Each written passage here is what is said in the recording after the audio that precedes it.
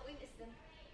Really quick before we start, just as a reminder, I know some of this is still relatively new, but if you want to go ahead and look at your T-sheets or your time, workforce, the app on your phone that you track hours with, and make sure that if you are normally an Apex person, you're clocked into Apex admin, and if you are a Fuquay person primarily, you're clocked into Fuquay admin. And then there's only a couple of you, but if you're corporate, you can. If anybody has questions about that, I'm happy to help. It'll say admin/computer work or something like that. Okay. Oh wait, sorry, okay, everybody looks pretty good. All right, let's say our core values together. Empower each other in servant leadership to create excellent customer experiences and happy community. Nice. Good job. Watch this. All right, and our mission statement.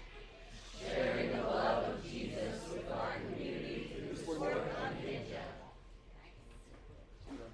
Okay, that's the first part. So we're going to go around and share a couple things that we want to point out about other employees, where we think that they're doing a good job or they're going above and beyond or excelling.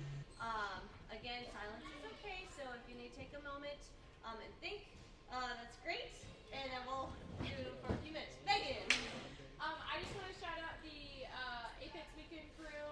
We've had a ton of busy Saturdays for months now, and you guys have been crushing it, but I specifically want to shout out, I am so sorry, I cannot remember every single person who works, but we had 5 coaches who worked Parasite out last weekend, not like this past Saturday, but Saturday prior, and we had 55 kids at Parasite out, and they crushed it. So, great job. I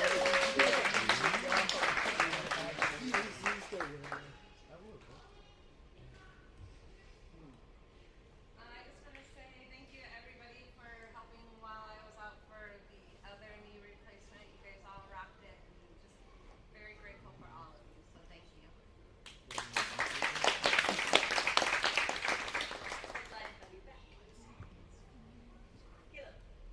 I just want to shout out all the class coaches in Apex. We've been smashing all the previous records that we've set for weekly class students, and that's because we have amazing coaches that make it excellent customer experience, and people want to keep on coming back. So, good job.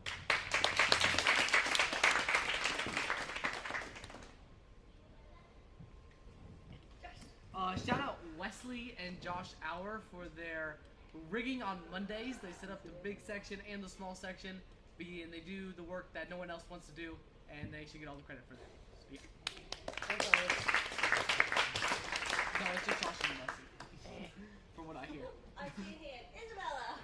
I want to shout out Lauren. She's been working hard recently on her email. We've been having some technical issues, and she's been doing a lot of research, and it's working again, and we're trying a few different things. Just want to shout out all the hard work she's been doing to be able to communicate with everyone through that. And then also Jen, she's been working hard on her social media and just keeping up with all her regular flyers and competitions and just all the things behind the scenes, and just, yeah, being very proactive with all of that.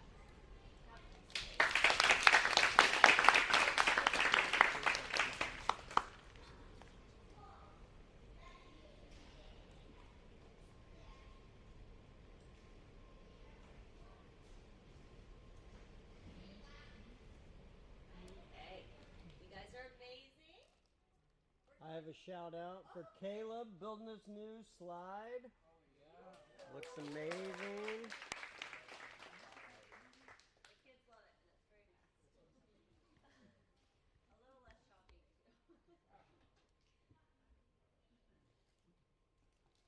Okay, Elizabeth. Alright. So for Apex, I'm going to do this for Fuquay, so it might be a little bit different over there, but same premise basically. But I made an instructional formally for our incident reports for downstairs, so hopefully people a little bit more organized, and if you have any questions, you can resort to the front page.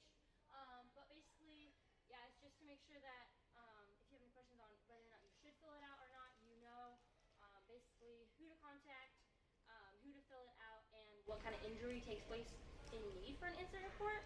So like someone maybe just rolled their ankle and they get up and they're fine, maybe not. But if they have a gash, a concussion, you have to call the parents for any reason, for any of those injuries kind of thing, then that would kind of results for an instant report. If you do the next one, it'll be hopefully bigger. There you go. You can see it better. And then yeah, just kind of like be able to have a checkoff list on, make sure if you are the person who witnessed the incident, you are empowered to fill it out yourself. Or if someone like the supervisor or operation manager is there to fill it out for you. But the end result always needs to be given to operations manager. So it doesn't matter if like I did it or Grace or Lynette did it, it always needs to make sure that it either gets texted or called to the operations manager after it's filled out to be able to log it well. So in the very end of the incident report, it's the normal page and everything for witnesses and what happened, and at the very, I think it's in the very front of the book, somewhere in the book there's like a log where you'll fill out the time and the person that got injured. And then yeah, just make sure the parents are called and we review the cameras. So if cameras are reviewed at all, also they need to be approved and let know to a supervisor as well. And we're not sending the videos to the parents. Just for precautions, just for arrest liability. We don't really know what they could do with the videos, so if they're fine when they pick up the child, they might be, but a week later they might get angry or it might worsen or something. So just to protect us, we're not going to send them the videos. If they're really asking for it, we can ask the operations manager or someone in charge if we can let them it be sent to them and everything, but just as our policy, we're going to try to not send it to them. And I think that's it. Do I have any questions? You can send the Slack as long as the operations manager is notified. They don't have to be called necessarily, but just as long as they're notified. Yeah. Awesome. Thank you. Isabella.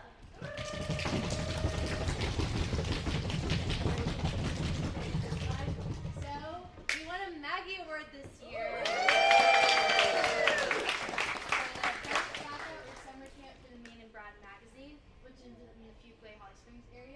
There's about 12,000 ballots cast. So just a shout out to everyone who works City Campers, part of that. Thank you guys so much. And yeah, we'll be getting a plaque for each of the gyms in a month or so. So then you guys can see those in person. That's a cool.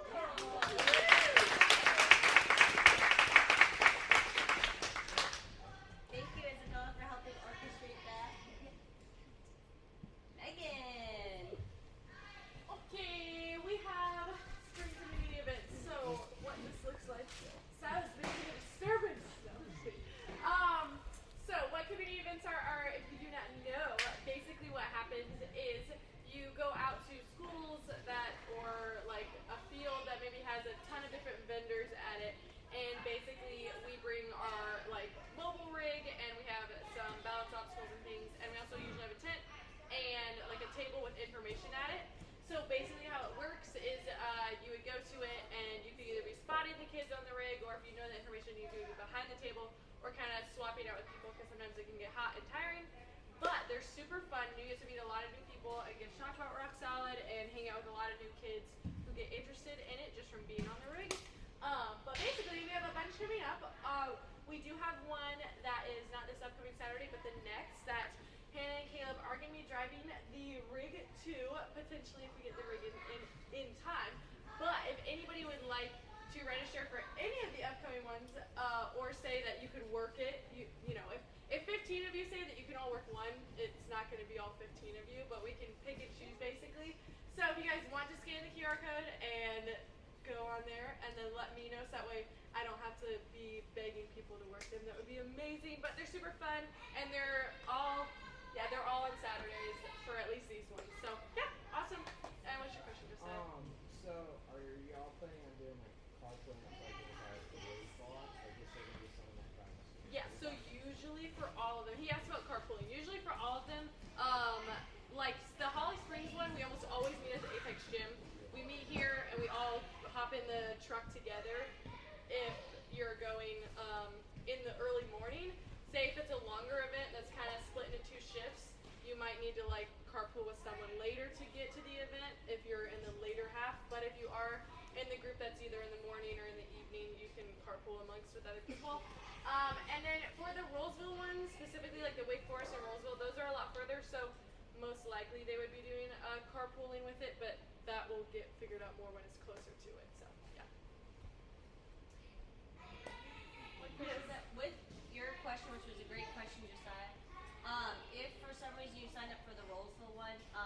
there was nobody carpooling, if your home gym is Apex, then you can clock in from however long it would take you to get from Apex to the rules of the location you're at. So if you don't get to end up carpooling with someone, you can clock in for it. These other two events generally have decent parking. You might not be able to be right up next to the rig, but there should be plenty of areas for you to park where it's not like walking a mile and a half to get there. Cool. Great. So if you guys didn't already, if anybody wants to do that, just go ahead and scan it, and you guys can click on the ones you want to do and say no on that one. So thank you. Thank you. The last one is only females, correct? It's not only females; they just want a couple there. Oh, okay. We might have that one covered, but Oh, okay. put your preferences. Yeah. Tracy. So as many of you know, we've been holding spirit nights for quite a while now, and some of them are really popular, some of them have kind of been duds, but Jamie's done an amazing job of getting lots of schools signed up and continues to do so. And is logging, schools tend to have a lot of participants, which ones don't, and sometimes it doesn't have anything to do with the school, but maybe just there's something else going on in the community and they happen to pick a bad day. So, but we have decided that we're going to open up an opportunity for nonprofits. So Ken often gets asked if he would sponsor this or that organization. And of course, he just can't sponsor every organization. And so one idea that he has had is to offer a spirit night at a very reduced rate for nonprofit organizations. And right now, we're still figuring it out. But right now, the thought is it's going to be $300 for a private event, which that's a really good price for a private event. Or if they decide to open it up to the public and allow others to come like we do for our normal spirit nights, then they would get 50% of the proceeds. So again, this is still a work in progress, but this is where we're at currently with it. What I would like you to do is if we're all involved in different activities and different organizations. So if you know an organization that you think might be interested in doing a fundraiser with us, then please let me know or Jamie know. We're not advertising this opportunity, but we do want to connect with organizations that would be interested in doing this.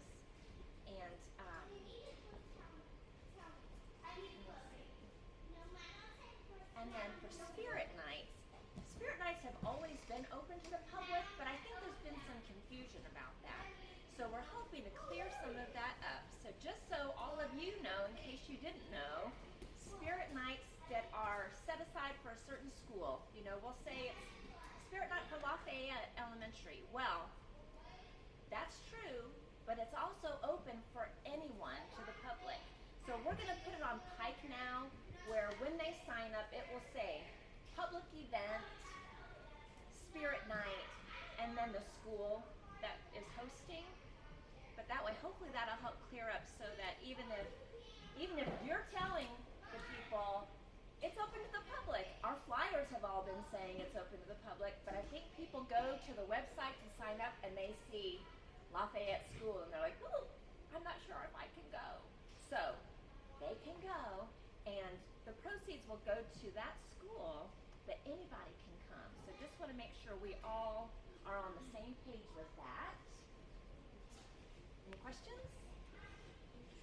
All right, so let me know if you know of an organization that you think would benefit and be blessed by doing a fundraiser with us, please let me know.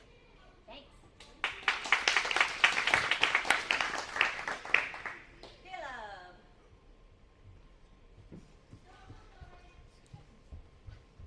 Very quick, this is currently only an Apex thing. I don't know if Keep It wants to do, I don't know how Keep It is their life, but if you ever come over to Apex, this is how we're going to be doing it. So we changed the warm-ups, the sheet for coaching just slightly.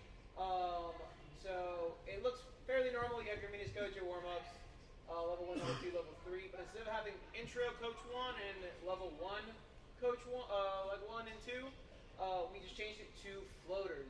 So essentially, That just means that you're still doing the same thing. If there's more than 8 kids in a group, then we're going to break those up, and the second coach will go with them. But obviously, sometimes we have 15 kids in intro and 15 kids in level 1. Sometimes we have 5. So it's just kind of for the sake of confusion to hopefully clear it up a little bit. So again, floater 1 will be the first coach designated to help out if they are needed. If they're not needed, then they will go do admin work or construction work or whatever. Same thing with floater 2. But so floater 1 will be first coach to work that class if they're needed. If the second coach is also needed, then they will also obviously work. If not, then they'll go do other things. Does that make sense? Sweet. Perfect.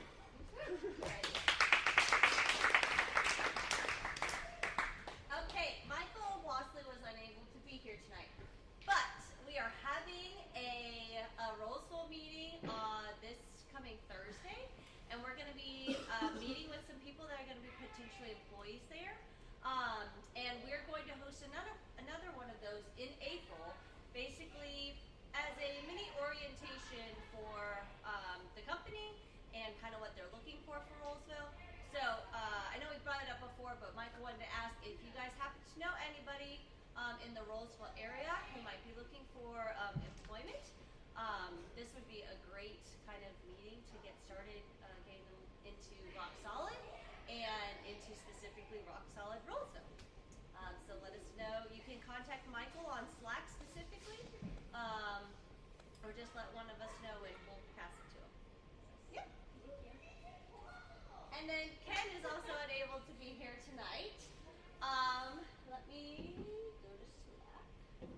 I'm going to put a link in Slack really quick.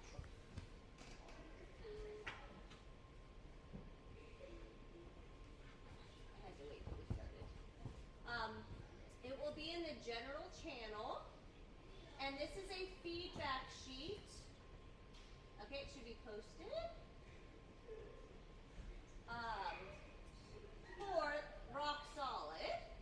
And basically it's a very simple, what should we start, what should we stop doing, and what should we keep doing. So it is set up where it shouldn't ask for your name, shouldn't ask for your email address, and Ken will get all the feedback in one spot. And each question has a little bit more of a description, but basically what's something positive we should start doing, what's something possibly negative or detrimental we should stop doing, and what's something that we're doing successfully that are blessing people that we should keep doing. So if everyone will take a few minutes right now to pull out your phone and fill out that sheet, let me know if there's any issues accessing it. I put it to public, but